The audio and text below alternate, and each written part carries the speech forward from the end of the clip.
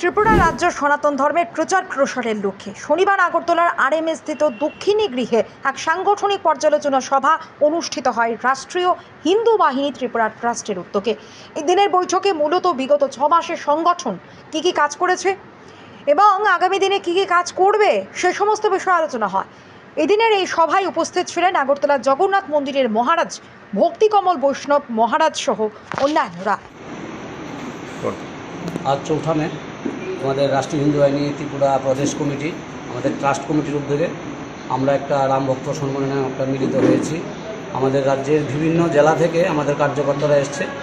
আমাদের এই আজকের এই রাম ভক্ত সম্মেলন এবং সাংগঠনিক যে পর্যালোচনা সভা সেটার উদ্বোধন করেছেন প্রদীপ প্রজ্বলনের মধ্যে দিয়ে আগরতলা শ্রী চৈতন্য গড়িয়া মঠের মঠাধ্যক্ষ ত্রিদণ্ডী ভিক্ষু শ্রী ভক্তিকমল বৈষ্ণব মহারাজ মহোদয়। আমাদের আজকের ওই অনুষ্ঠানের মূল বিষয় হচ্ছে আমরা গত 6 মাসে কী কাজ করেছি এবং আগামী দিন আমরা কী ধরনের কাজকর্ম করব সেই নিয়ে পর্যালোচনা করা। আমাদের মূল উদ্দেশ্য হচ্ছে হিন্দুত্ববাদ প্রচার করা, সনাতন ধর্মের প্রচার এবং বিকাশ করা, পাশাপাশি মহিলাদের সশক্তিকরণ এবং সামাজিক বিভিন্ন রকম সমাজসেবামূলক কাজে আমরা আরও মানুষকে কীভাবে সংযুক্ত করতে পারি।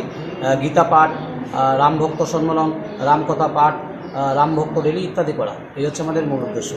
আমাদের আজকের এই সম্মেলনে রাজ্যের প্রায় 6টি জেলা থেকে আমাদের কার্যকর্তারা এসছে। এটা আমাদের একটা সাংগঠনিক পর্যালোচনা সভা এবং রামভক্ত সম্মেলন। আগামী দিনে আমরা অযোধ্যার একজন মহারাজ আসবে, যিনি হচ্ছেন স্বামী সুধীরানন্দ মহারাজ। ওনাকে সঙ্গে নিয়েই আমরা রাজ্যে একটা বড়সড় র্যালি করতে যাচ্ছি, রামভক্ত র্যালি, এবং পাশাপাশি আমরা মঙ্গলঘট কলসযাত্রা। প্রায় 1100-র মতো মায়েরা, মাতৃশক্তিরা রাজ্যের বিভিন্ন জায়গা থেকে আমাদের এই রামভক্ত র্যালি এবং যে কলসযাত্রা সেটাতে অংশ নেবে।